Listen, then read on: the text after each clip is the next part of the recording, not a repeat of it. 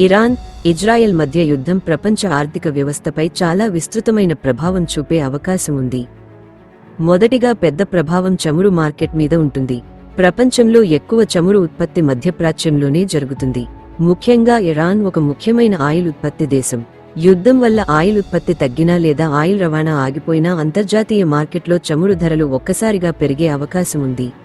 ముఖ్యంగా strait of Hormuz అనే సముద్ర మార్గం ద్వారా ప్రపంచంలో సుమారు 20% చమురు రవాణా జరుగుతుంది. ఈ మార్గం ప్రమాదంలో పడితే ప్రపంచ ఇంధన సరఫరా బాగా దెబ్బతింటుంది. చమురు ధరలు పెరిగితే పెట్రోల్, డీజిల్, గ్యాస్ ధరలు ప్రపంచవ్యాప్తంగా పెరుగుతాయి. ఇది ద్రవ్యోల్బణం పెరగడానికి దారితీస్తుంది.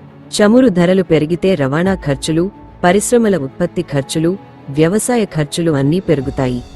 దాని ప్రభావం ఆహారం, దుస్తులు, గృహ అవసరాల వస్తువుల ధరలపై పడుతుంది. ఫలితంగా చాలా దేశాలలో ప్రజల జీవన వ్యయం ఎక్కువ అవుతుంది. ప్రభుత్వాలు ధరలను నియంత్రించడానికి వడ్డీ రేట్లు పెంచవచ్చు.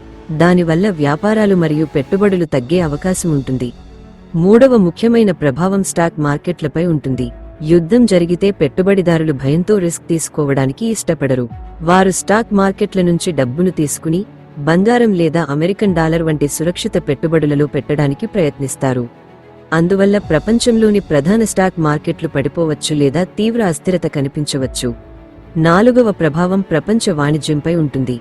మిడిల్ ఈస్ట్, ఆసియా, యూరప్ మరియు ఆఫ్రికా మధ్య వాణిజ్యానికి చాలా కీలక ప్రాంతం. యుద్ధం వల్ల సముద్ర మార్గాలు ప్రమాదంలో పడితే సరుకు రవాణా ఆలస్యం అవుతుంది. షిప్పింగ్ కంపెనీలు బీమా ఖర్చులు పెంచుతాయి. దీనివల్ల అంతర్జాతీయ వాణిజ్యం ఖరీదుగా మారుతుంది. ప్రపంచవ్యాప్తంగా సరుకుల సరఫరా తగ్గి కొరత ఏర్పడే అవకాశం ఉంటుంది. ఐదవ ప్రభావం పరిశ్రమలు మరియు ఉత్పత్తి రంగంపై ఉంటుంది. చమురు ధరలు పెరగడం వల్ల విద్యుత్ ఉత్పత్తి, రవాణా, ముడి పదార్థాల ఖర్చులు పెరుగుతాయి. దీనివల్ల ఫ్యాక్టరీలు ఉత్పత్తి తగ్గించవచ్చు. కొన్ని కంపెనీలు నష్టాలను ఎదుర్కొనే అవకాశం ఉంటుంది. ముఖ్యంగా విమానయాన, రవాణా, కెమికల్, ఫర్టిలైజర్ పరిశ్రమలు ఎక్కువగా ప్రభావితమవుతాయి. ఆరవ ప్రభావం ప్రభుత్వ ఖర్చులపై ఉంటుంది. యుద్ధ పరిస్థితులు తీవ్రమైతే ప్రపంచంలోని పెద్ద దేశాలు తమ రక్షణ ఖర్చులను పెంచుతాయి. ఉదాహరణకు యునైటెడ్ స్టేట్స్ మరియు యూరప్ దేశాలు తమ సైనిక బడ్జెట్ను పెంచవచ్చు. దీనివల్ల ఆరోగ్యం, విద్య, మౌలిక సదుపాయాల వంటి అభివృద్ధి రంగాలకు వెళ్లే డబ్బు తగ్గే అవకాశం ఉంటుంది. ఏడవ ప్రభావం కరెన్సీ మార్కెట్లపై ఉంటుంది. యుద్ధం వల్ల ఆర్థిక అనిశ్చితి పెరిగితే పెట్టుబడిదారులు అమెరికన్ డాలర్ వంటి బలమైన కరెన్సీలను కొనుగోలు చేస్తారు. ఫలితంగా ఇతర దేశాల కరెన్సీలు బలహీనపడే అవకాశం ఉంటుంది. ఇది దిగుమతులు చేసే దేశాలకు మరింత ఖర్చు పెంచుతుంది. ఎనిమిదవ ప్రభావం బంగారం ధరలపై ఉంటుంది. యుద్ధం సమయంలో పెట్టుబడిదారులు సురక్షిత పెట్టుబడులను కోరుకుంటారు. అందువల్ల బంగారం ధరలు పెరుగుతాయి. చరిత్రలో కూడా ప్రతి పెద్ద యుద్ధ సమయంలో బంగారం ధరలు పెరిగిన ఉదాహరణలు ఉన్నాయి. తొమ్మిదవ ప్రభావం శరణార్థుల సమస్య. యుద్ధం ఎక్కువ కాలం కొనసాగితే ప్రజలు తమ దేశాలను విడిచి ఇతర దేశాలకు వెళ్లాల్సి వస్తుంది. దీనివల్ల ఆ ప్రాంతంలోని దేశాలపై ఆర్థిక మరియు సామాజిక ఒత్తిడి పెరుగుతుంది. పదవ ప్రభావం ప్రపంచ ఆర్థిక వృద్ధి మందగించడం.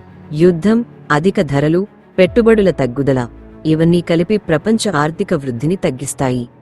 కొన్ని దేశాలు రిసెషన్లోకి కూడా వెళ్లే అవకాశం ఉంటుంది. మొత్తానికి ఇరాన్, ఇజ్రాయెల్ యుద్ధం దీర్ఘకాలం కొనసాగితే ప్రపంచ ఆర్థిక వ్యవస్థపై భారీ ప్రభావం పడుతుంది. చమురు ధరలు పెరగడం, ద్రవ్యోల్బణం, వాణిజ్య సమస్యలు, పెట్టుబడుల తగ్గుదల, స్టాక్ మార్కెట్ అస్థిరత ఇవన్నీ కలిసి ప్రపంచ ఆర్థిక వృద్ధిని నెమ్మదింపజేస్తాయి.